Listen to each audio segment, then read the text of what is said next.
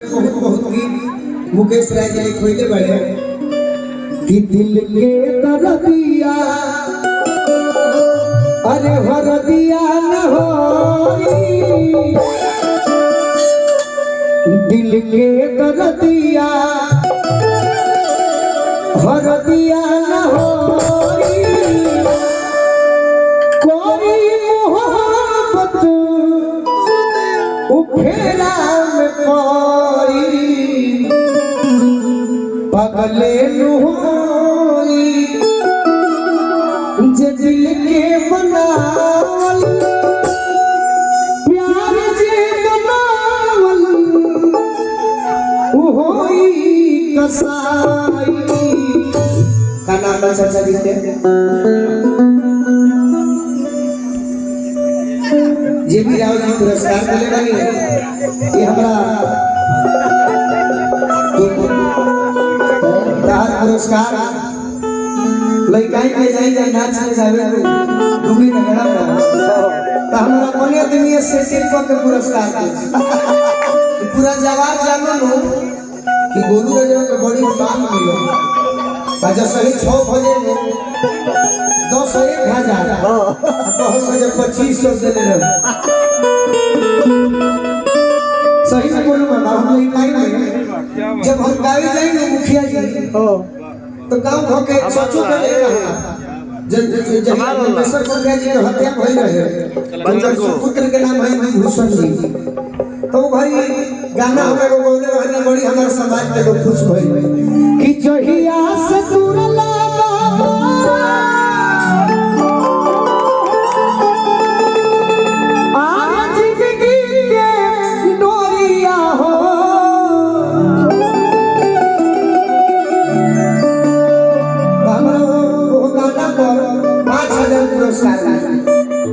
के 50 के 10 के 20 के और हमारा बड़े अतिथि हो बाकी जो सही 6 बजे पे वो कहता 8000 दे रहे हां लौटा हमर दोनों पैसा वाला घाटा देखिए ये पुरस्कार हमारे मुखिया जी के नाम पर जीवन में कभी भी कलाकार के जातिवाद गीत ना गावे के चाहिए लेकिन ऐसा गीत जरूर गावे के चाहिए जोने से सब समाज के लोग खुश होके बरमेश्वर मुखिया जी के नाम पर हम गीत बोल रहे 2011 में कि अनबान शान खाती जनवा गइला हो दुश्मन घूमेला सीना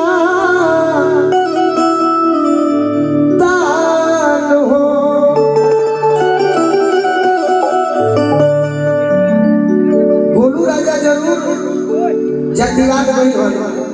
लेकिन जे भी मुख अतिथि में जुटल बानी सब है अपना भीड़ में एगो बात जाने कि लालू जी के माने वाला लोग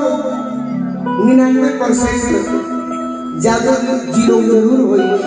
लेकिन परमेश्वर मुखिया ऐसे शख्स थे जिनको मजदूर किसान सभी जात के लोग मानते थे तो अगर आप सभी का इजाजत तो है ही लेकिन सबका समर्थन हो इस गीत को हम गाते हैं ताकि आपका भी मनोबल बढ़ जाए कि जहिया से तुरला बाबा अब जिंदगी के डोरिया सुन लागे तू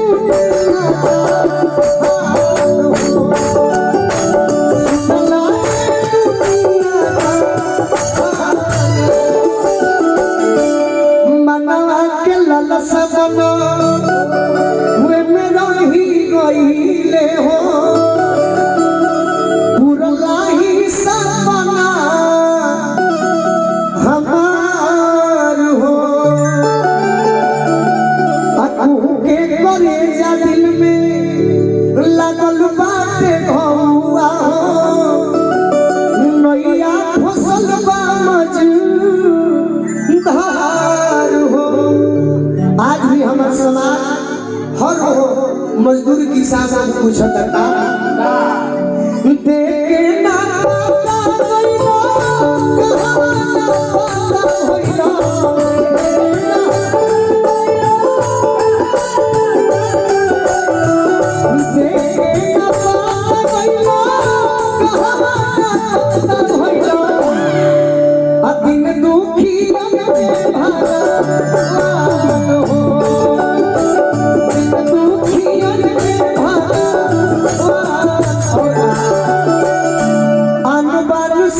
खातिर